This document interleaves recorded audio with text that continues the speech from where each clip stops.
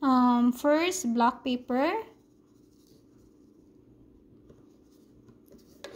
the lauris guys,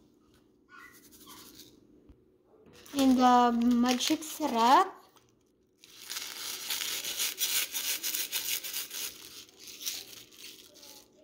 brown sugar.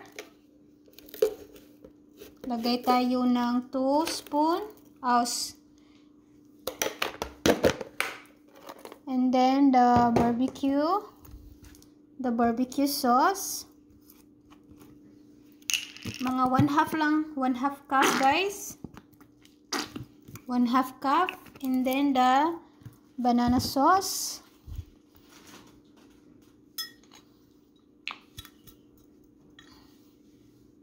Tapos guys, garlic at i-mix natin.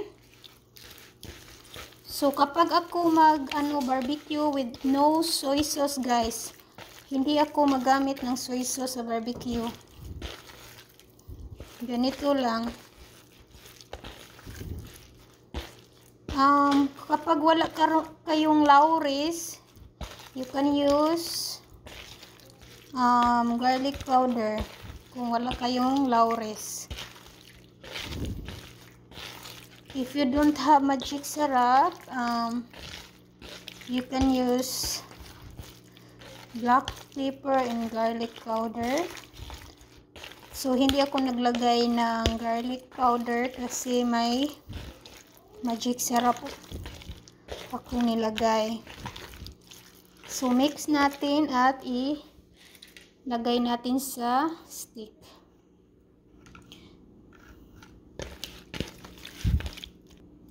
So maglagay rin ako nito guys ng mozzarella chicken kasi mabango ito guys sa mga barbecue. Lagyan ko.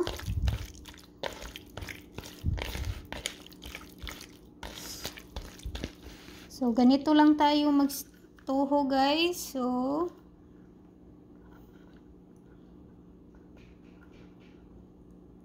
ganyan lang. Hindi na ako mag-marinate guys. Automatic na ito i-barbecue natin. Maganda rin ito overnight. Masarap ito kapag overnight ang ating barbecue.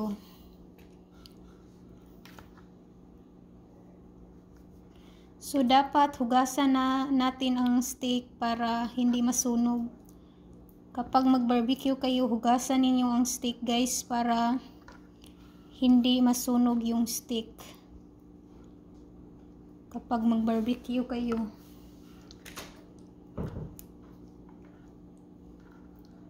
Ganito lang, same process ang ating gagawin.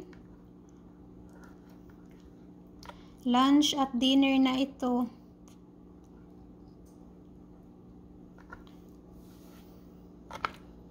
So mabilis lang matapos ang ating barbecue. So ganito lang. So nung nagtitinda ako guys dito sa bahay, kung may mag-order sa akin, ganito ang gagawin ko sa barbecue namin. Malaking save talaga kasi mga 3 pieces lang siya ang ilagay ko. Ganito lang, 3 pieces. And then hindi masyadong maliit ang slice, sakto-sakto lang. So, ganito ako mag-barbecue sa bahay kapag may order ako sa neighbor namin, guys.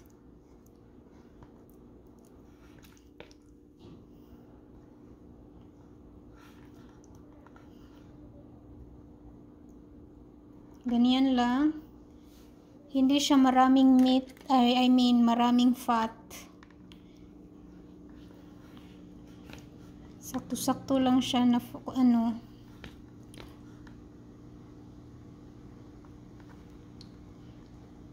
Kung maliit ang slice, dagdagan natin 4 pieces.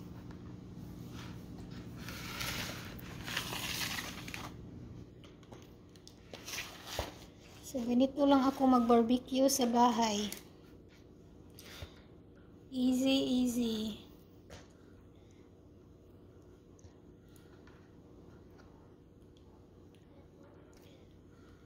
Kung may gustong spicy na barbecue ang neighbor namin, lagyan ko ng, ang ilagay ko na for spicy yung flakes na pepper flakes para spicy siya.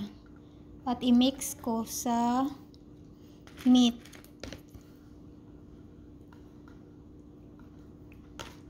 Ganito lang tayo mag-barbecue. Mabilis lang.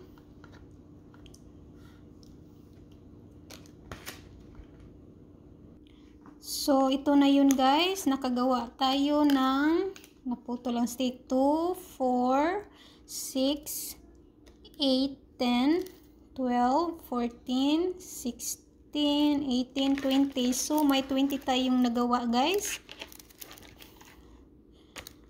So, let's ready to cook ang ating barbecue. So, ready na guys. Lutuin na natin. Ng ating barbecue guys. Pork barbecue. So, ito na yun. Napakasarap na guys. So, that's it for today's video. Thank you for watching everyone. God bless you all. Bye-bye.